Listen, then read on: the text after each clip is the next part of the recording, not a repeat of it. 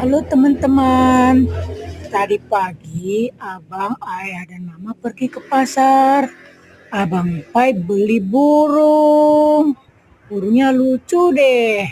Cuma Bang Paizannya kasihan ngelihat burungnya di dalam sangkar. Katanya dilepasin aja.